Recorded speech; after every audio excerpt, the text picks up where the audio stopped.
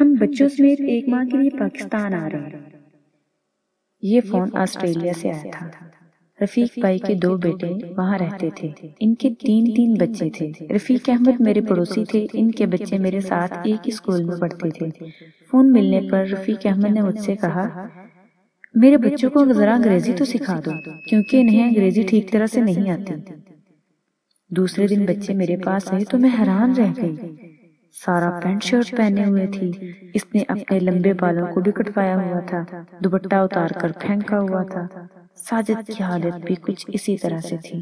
اس نے coat pant پہنے ہوئے تھے اور وہ پورا کا پورا انگریز لگ رہا تھا۔ میں نے ان سے کہا، یہ تم نے کیا حالت بنا رکھی ہے؟ تمہارے کزن اگر ایسا کریں تو اور بات ہے، وہ آسٹریلیا میں رہتے ہیں، ہم تو مسلمان ملک میں رہتے ہیں۔ یہاں آ کر وہ اپنے اور ہمارے ملک میں کیا فرق محسوس کریں گے؟ تمہیں تو چاہیے اس ایک ماہ میں انہیں اسلام کی باتیں بتاؤ، اپنے ملک کی تہذیب کے بارے میں بتاؤ۔ اس پر ساجد نے کہا، اس طرح تو وہ ہمارا مذاق اڑائیں گے، ہم پر ہنسیں گے۔ آخر ان لوگوں کے آنے کا دن آ پہنچا۔ اس دن میں بھی ان کے گھر پر موجود تھی۔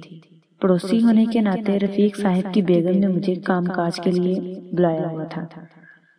اس روز سب نے انگریزی لباس پہنا، کھانے بھی انگریزی تیار کرائے، دیواروں پر جانداروں کی تصاویر لگائی گئی۔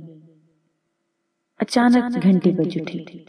سب مہمانوں کو خوش آمدید کہنے کے لیے دوڑے دوڑے دروازے پر گئے تو وہاں دیکھا تو عجیب ہی منظر نظر آیا۔ آسٹریلیا سے آنے والے تمام مہمان اسلامی لباس اور رنگ ڈھنگ میں نظر آ رہے تھے۔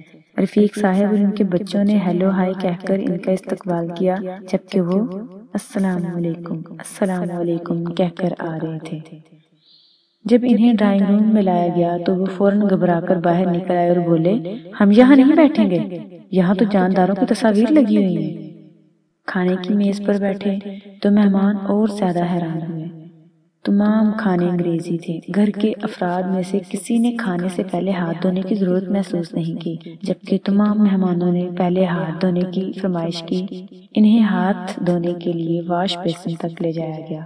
پھر کھانے سے پہلے ان سب نے بسم اللہ پڑھی۔ گھر کے افراد میں سے کسی کے منہ سے بسم اللہ تک نہ سنی گئی۔ مہمان خواتین کے سروں پر دوپٹے تھے اور وہ ہر طرح سے باپردہ نظر آ رہی تھی، جبکہ گھر کی عورتوں میں سے کسی کے سر پر دوپٹہ تھا ہی نہیں۔ آخر رفیق صاحب کی بھتیجی سے رہا نہ گیا، وہ بول ہی اٹھی، کہیں ہم بول کر غلط جگہ پر تو نہیں آ گئے؟